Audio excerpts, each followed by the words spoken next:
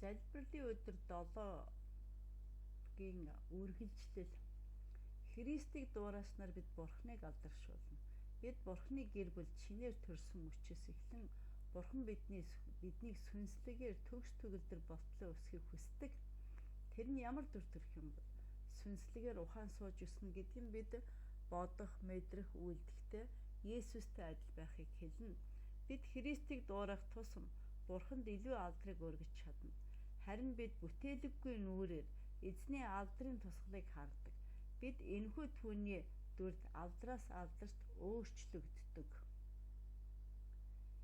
Энэ нь эзний сүнсээр болдгоо. 2 дугаар Коринт номны 3:18-д ингэж Библиэд бичжээ.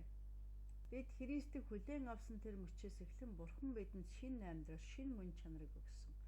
Тэгээд үүнийг үндэс болгон бидний үлдсэн амьдралын турш бидний зан чанар байнга өөрчлөгдөхийг хүсэж байдаг. Ингэхдээ Бурханы алдар ба магтаалын төлөө Есүс Христээр эрх зөвхт байдлын үр жимсээр дүүрэн байх болно. Филиппой номны 3:11-р ишлэл. Дүүрэн байх болно гэж Библиэд бичсэн байдаг. Бурхны өгсөн бэлгээр бусдад үйлчлэхэд бид Бурхныг алдаршуулна. Бурхан хүн бүрт тохирсон авьяас чадвар, арга барил, бэлгийг өгсөн. Бид та нарт өгөгдсөн дүр төрх бол санамсаргүй зүйл биш юм. Бурхан бидэнд авьяас чадварыг өөрийнхөө л хувийн зорилгод зориул гэж өгөөгүй. Харин бусдад тусал гэж бидэнд байгаа бүхнийг зөвшөөрсөн. Мэдээж бусад хүмүүст ч гэсэн бидэнд туслах чадварыг өгсөн. Библиэд ингэж хэлсэн байдаг. Бурхан хүн бүрт олон янзын бэлэг өгсөн. Тэдгээр бэлгийг сайтар хариуцаж Бурханы нэгүслийг өөрсдөө дамжуул. Та бусдад туслахаар дуудагдсан уу? Тэгвэл Бурханы өгөх эрч хүчийг даачлах тун тэр цагт Бурхан алдарших болно гэж бичжээ. Хүн бүр хүлээн авсан бэлгээрээ бие биедээ Бурханы олон төрлийн нийгүслийн сайн нэрвуулчиг үйлчлээ. 1-р Петр 4:10. Зөвхөн энэч биш, мөн эзний алдрын төлөө бидний үйлчилж буй энэхүү нийгүслийн ажилд хамт явуулахаар бидний хүслийг харуулахаар түүний чуулганууд томилогдсон юм а. 2-р Коринт 8:19.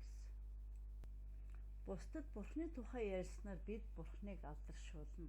Бурхан өөрийнх нь бидэнд хандсан зорилго нууцдагдмал байхыг хүсдэггүй. Бид жинхэнэ үннийг мэддэг бол түүнийг өөр бусдад яриасаа гэж тэр хүсдэг. Есүсийг бусад хүмүүст танилцуулж, тэднийг амьдралын зорилгоо олоход нь тусалж, үрдийн мөнхийн зорьсон газар руу нь явхад бэлдэн гэдэг маш том онцгой эрх юм а. Библиэд хэлжээ. Бурхны нийгүүлсэл рүү олон хүн Христ рүү ирэх тусам Бурхан улам их алдрыг авах юм а. Учир нь бүх юмс та нарын төлөө байдаг нь нийгүүлсэл улам олон хүнд нэмэгдэж талархал нь Бурхны алдарт ихсхийн тулд юм а. 2-р Коринт номны 4:10. Юуны төлөө амьдрах вэ?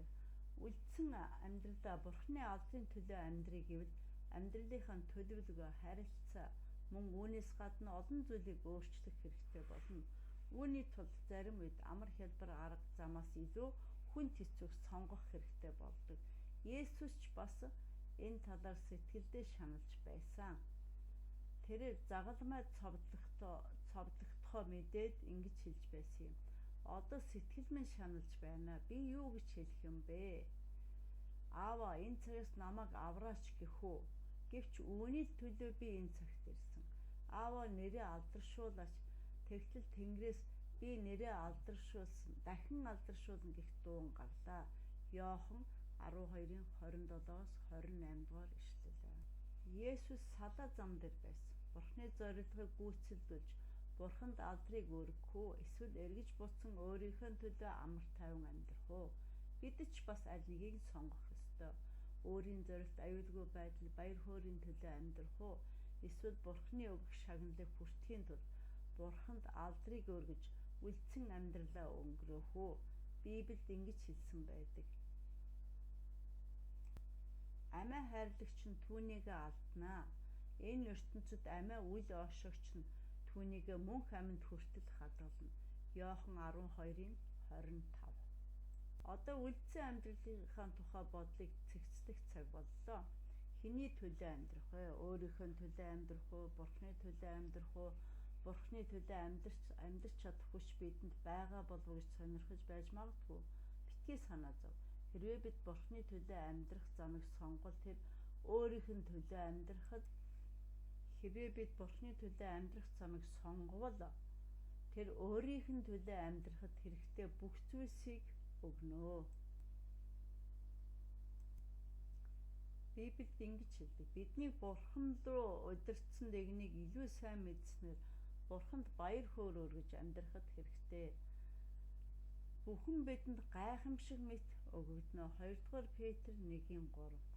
Алдар ба давуу чанараараа биднийг дуудсан түүний тухай жинхэнэ мэдлэгээр дамжуулан түүний Бурхан хүч нь бидний ам ба итгэл сүсэгт хамаатай бүхнийг бидэнд сойрхжээ. 2-р Петр 1:3. Яг энэ цаг мөчид Бурхан биднийг үлдсэн амьдралаа түүний бидэнд хандсан зориг болон түүний алдрын төлөө зориулахаар дуудаж байна. Чухам үнэндээ энэ бол хамгийн үр ашигтай амьдрах арга юм. Үүнээс өөр бусад нь бүгд зүгээр л энгийн нэг оршихуй болох юм. Өөрийгөө Есүст бүрэн төгс зориулах үед л жинхэнэ амьдрал эхэлдэг. Энэ талаар тодорхой мэдэхгүй байсан ч итгэж хүлээж авахд л болно. Библиэд ийм амлалт байдаг. Харин өөрийг нь хүлээн авсан болгонд өөрийнх нь нэрд итгэдэг хүмүүст Бурхны хүүхэд болох эрхийг тэр өгөв. Иохан 1:12 дугаар ишлэл. Танд тавьж байгаа Бурхны саналыг та хүлээн авах уу? Эхлээд итэг. Бурхан биднийг хайрладаг бөгөөд өөрийнхөө зорилгын төлөө бүтээсэн гэдэгт итэг. Бид санамсаргүй бүтээл биш гэдэгт итэг. Бид үрд мөнх оршихоор бүтээгдсэн гэдэгт итэг. Бурхан биднийг Есүсийн дагалдагч болгохоор сонгосон итэг. Есүс бидний төлөө загалмайд цовдлогдсон нас барсанд итэг. Бид өнгөрсөндөө юу ч хийсэн бай Бурхан биднийг уучлахыг хүсдэг гэдэгт итэг. Тэгээд бас хүлээж ав. Есүсийг амьдралынхаа аврагч бас эзнэр хүлээн ав. Бидний гэм уучлагдсан гэдгийг хүлээн зөвшөөр. Биднийг амьдралын зорилгоо хэрэгжүүлэхэд хэрэгцээтэй хүчээр хангагч ариун сүнсийг хүлээн ав. Библиэд ингэж хэлдэг. Тэгээд хүлээн ав. Есүсийг амьдралынхаа аврагч бас эзнэр хүлээн ав. Бидний гэм уучлагдсан гэдгийг хүлээн зөвшөөр. Биднийг амьдралын зорилгоо хэрэгжүүлэхэд хэрэгцээтэй хүчээр хангагч ариун сүнсийг хүлээн ав. Библиэд ингэж хэлсэн байдаг.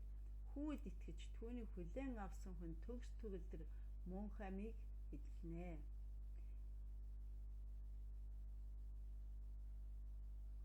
Та Иохан номны 3:36 дугаар ишлэл. Та энэ үгийг одоо хаанч уншиж байлаа гэсэн толгой гудаалган таны амьдралыг өөрчлөх залбирлыг чимээгүйхэн хийгээрэй. Есүс би танд итгэж тарийг хүлээж авахыг хүсэж байна. Эргэлзэж тэнгэлгүй одоо шууд залбираарай. Та үнэхээр чин сэтгэлээсээ залбирсан бол баяр хүргэе. Бурхны гэр бүл таныг баяртайгаар ухтан авчина. Одоо таны амьдралын талаар төлөвлөсөн Бурхны зорилгыг мэдэж чадхаар боллоо. Би танд энэ тухай өөр хүнтэй хуваалцаж зөвлөмөр байна. Учир нь танд хэн нэгнээс тусламж авах нь чухал юм. Миний амьдралын зорилго юу вэ?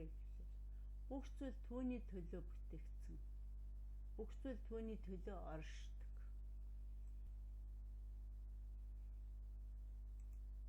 Ишлэл чийжлээ. Учир нь түүнээс, түүгээр, түүнд бүх юм байна. Түүнд алдар нь үрд байх болтугай. Амен. Ром номны 11:36 дугаар ишлэл. За өөрөөсөө асууя. Өдөр тутам ажил хийхдээ аль хэсэгт нь Бурханд алдрыг урьдаас илүү өргөх ёстой вэ?